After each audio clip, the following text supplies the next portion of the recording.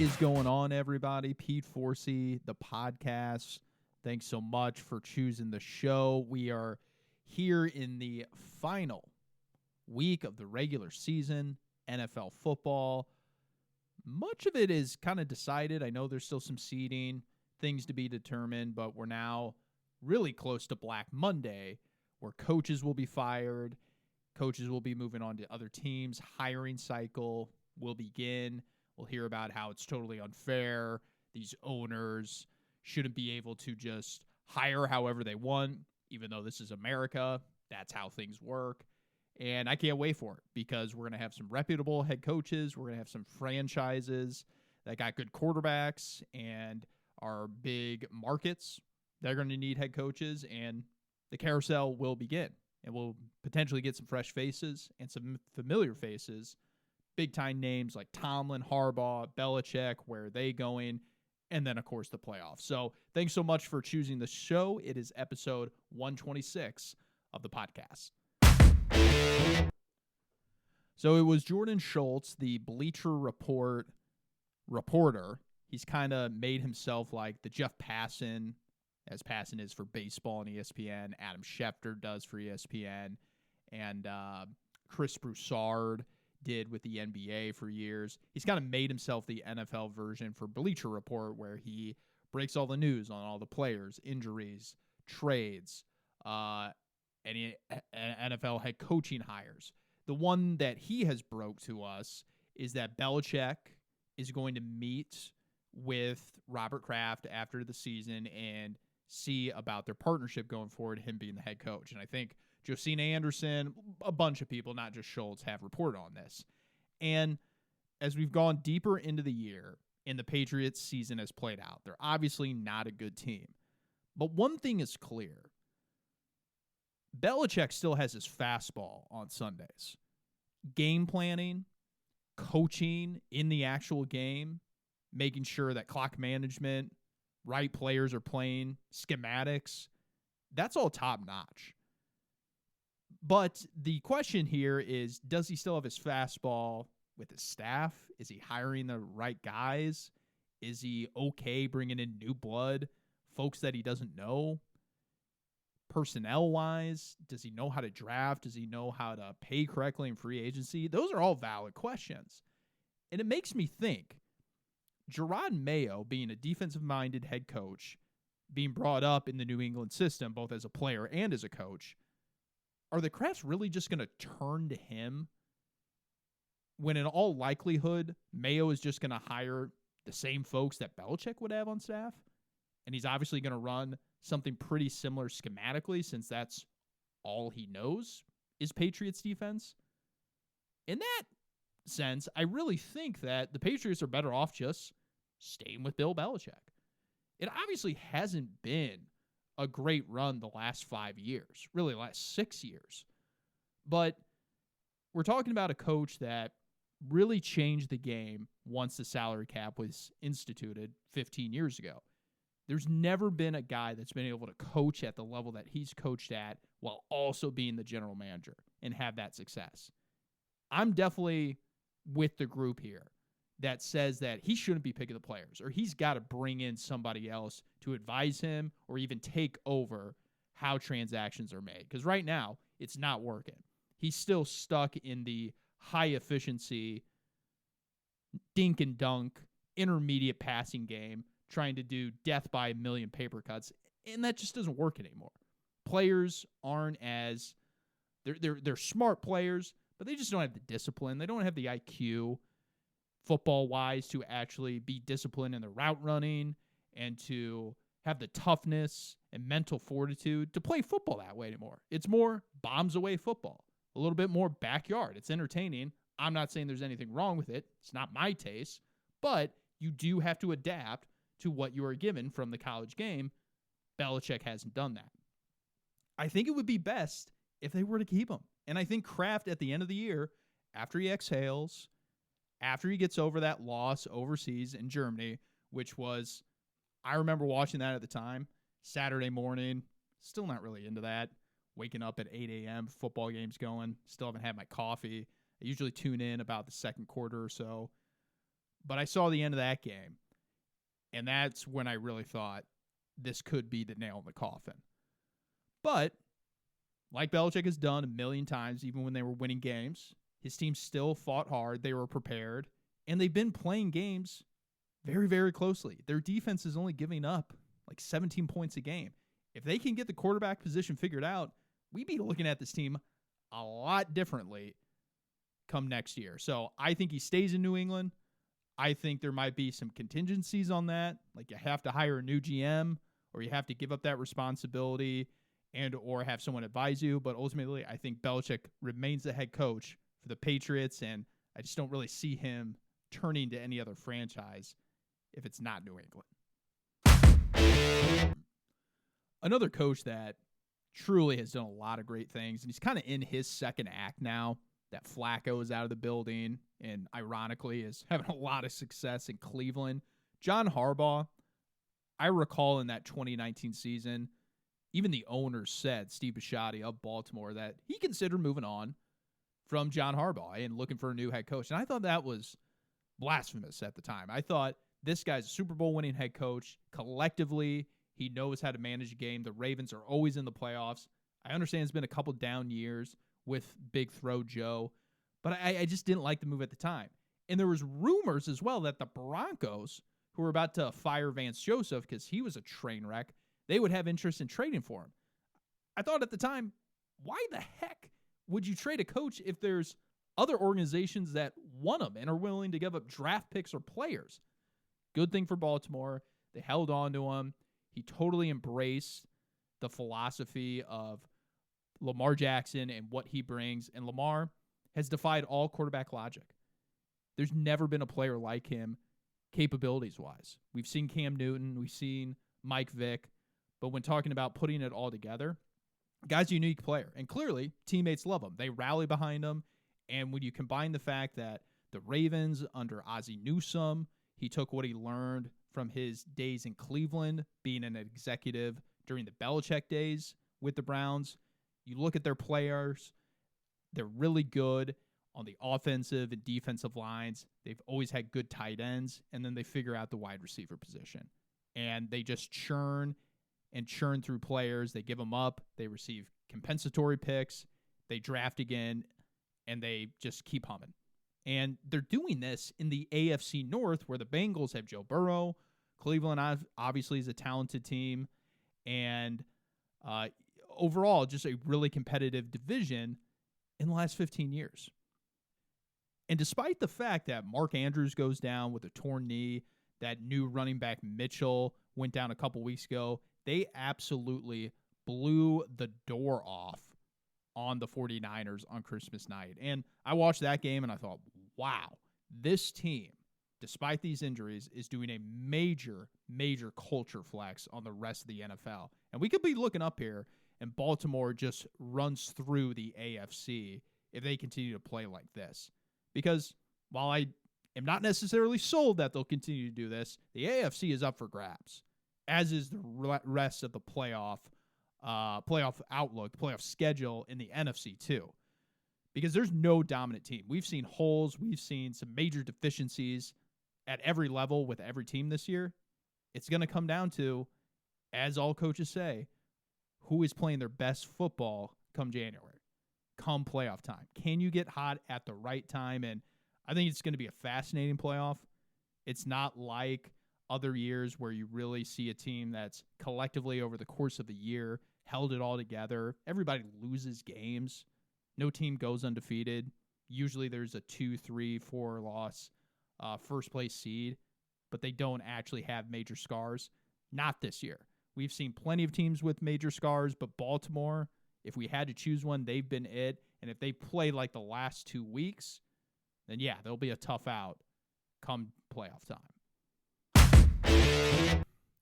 It's happening again, and I hate to hear it because Miss Taylor is even falling for it. She loves her Chicago Bears. She was jumping up and down last Sunday watching Chicago.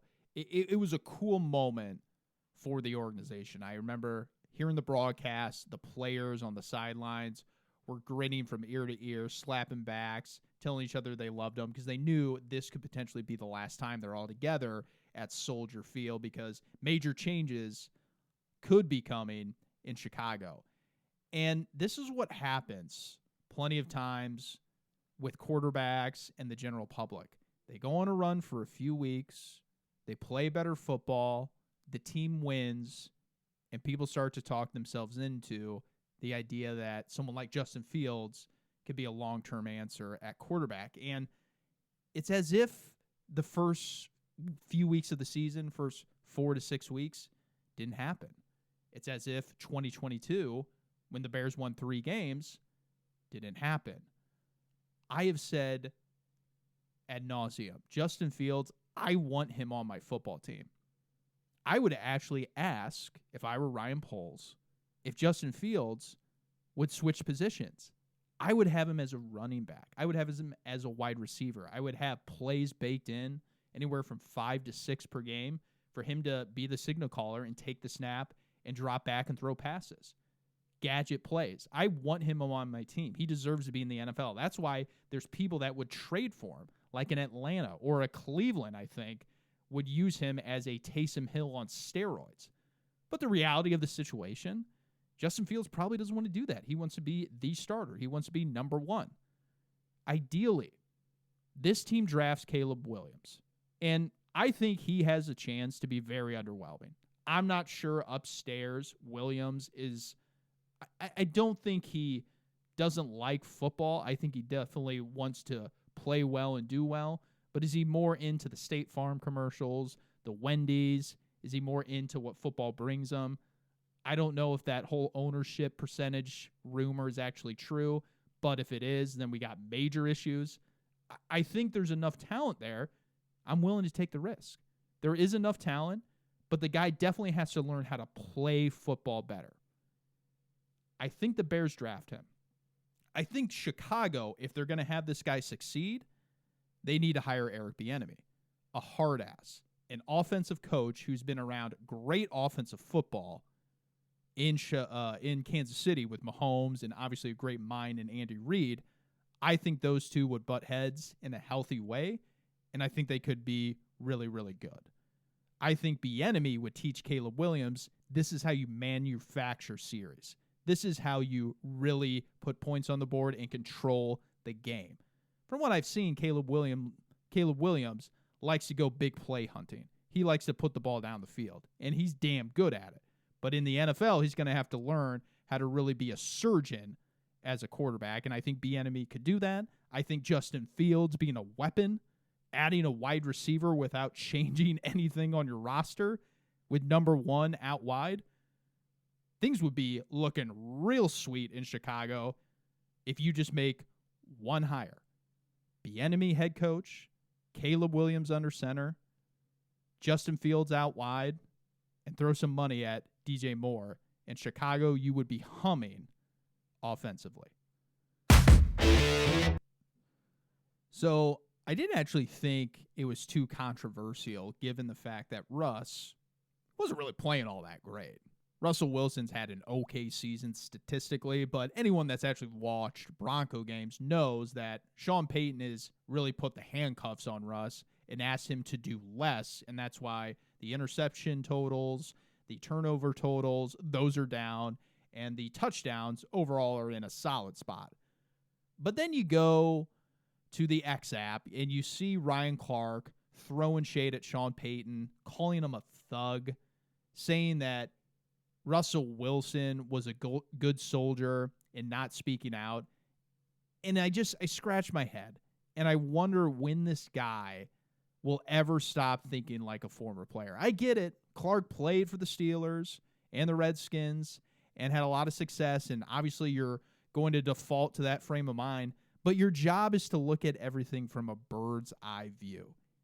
And Sean Payton waited and waited in the regular season, and then eventually changed Russell Wilson into the player that he wanted him to be. And now, contractually, when there's $39 million on the line, the organization steps in, asks the player to renegotiate, and after his refusal, still let him play in the football games, 6 weeks later. And now they're finally saying, we're going to let you ride out the season on the bench. Doesn't mean that his career is over necessarily. Likely is. But it's as if they don't understand, some of these former players on TV, that there's a contract involved and that the tape doesn't lie. Russell's not playing as well as he used to. It's a really confounding thing. I think he still has value, but you cannot deny that he's not the same player that he once was. There was no major injury. There was no major loss of talent. For whatever reason, Russell Wilson's not playing as well as he did in 2020 with the Seahawks when he almost won an MVP, if not for a serious injury. But there's no doubt that this is what you do from a business perspective. Your season is over. You're not making the playoffs. $39 million potentially on the hook for 2025. You go ahead. You start Jarrett Stidham. You see if he could be a backup or even a placeholder next year in 2024 if you decide Wilson's someone you don't want on your roster. Ryan Clark and all the other former players can hoot and holler all they want, but they're clearly blinded by their players' experience, and this is the right move for the Broncos. You know, one thing that I think is pretty neat is that we're seeing some coaches like the Eagles. I think they might be a little worried they have a problem on their hands with Nick Sirrianni, which, is he a disaster? No. Is he an excellent next best young offensive coach in the league? Yeah, I think we can kind of pump the brakes on that now that Philly is really creeping into the playoffs. Again, they're making the playoffs. He's a solid head coach. But one thing that I'm seeing in Tampa Bay with Baker Mayfield as the quarterback and Todd Bowles in his second year as a head coach, again, Ravens doing well, Sean McDermott doing well up in Buffalo, Steelers still vying for a playoff chance here in Week 18. Can we stop thinking that defensive head coaches are unhireable? Tomlin, Harbaugh, Bowles, McDermott, they're all still humming. Belichick, guy's going to be sought after even if he splits from New England. There are a lot of coaches out there on the defensive side of the ball that need to be getting some recognition. And this just goes to show you, when you have a young head coach who loves to dial up the play sheet and you have a quarterback who's making $5 million a year like Tua Tagovailoa and Jalen Hurts was last year, it can actually be pretty easy to put together a pretty good team. You can win a lot of games. You might even go on a playoff run. But can you sustain that? You don't actually know if you have a head coach until he can go into his second act. Doug Peterson couldn't do it. Andy Reid could do it. He now has an expensive quarterback in Patrick Mahomes. And guess what? They're going to the playoffs. They don't look like the same team, but they're going to figure it out, and they're going to be good for years to come, just like Belichick did, just like Tomlin did and is doing. So we need to really just stop, take a deep breath, look at these Nick Siriannis. We'll be saying the same thing with Mike McDaniel, I'm sure, if they pay Tua and he's making $45 million a year, a jump of $40 million. These head coaches, you really don't know until the quarterback starts making money. The head coach has to make hard decisions on the roster. Like I'm thinking about with McDaniel, how is he going to approach the discussion with Tyreek Hill when he loses a step? Is it all going to be hunky-dory, we love Tyreek? Or is he going to go the Sean McVay route and start cutting guys and trading guys? Because that's the one thing we've learned with McVay, who is obviously an offensive head coach, but that guy ain't afraid to cut your ass loose. Did it with Gurley. He did it with Cooks. He obviously is okay without Odell. This guy is someone that knows how to develop players. That's what we got to see with Mike McDaniel and Sirianni. You got an expensive quarterback. Any quarterback of the 32 spots, if you are a starter, you are better than $5 million. So the Eagles are really going through it right now. And we're going to find out if their organization is as top-notch as it is supposedly said to be, because that's all I heard last year was how great Jalen Hurts defied the odds and Nick Sirianni overcame that bad press conference. Now, They're starting to look like we thought they were. An overrated player and an overrated coach, and we'll see what January brings here in the playoffs. Thanks so much for tuning in, everybody. Going to be keyed in on Week 18. Next week we'll have playoffs. Can't wait. MLB is at a complete standstill. There's a frozen market. I think the Yankees and the Cardinals need to both be looking at Blake Snell because he's out there for the taking. I think he's a little overrated despite winning 2 Cy Young awards, but it's crazy to think that the reigning Cy Young winner hasn't been signed, and it's January 4th. But hopefully we get some MLB transactions. Until then, NFL football, the podcast, tell your friends about it. Love the grassroots and hearing about recommendations. Thanks so much for tuning in. We'll see you guys next week.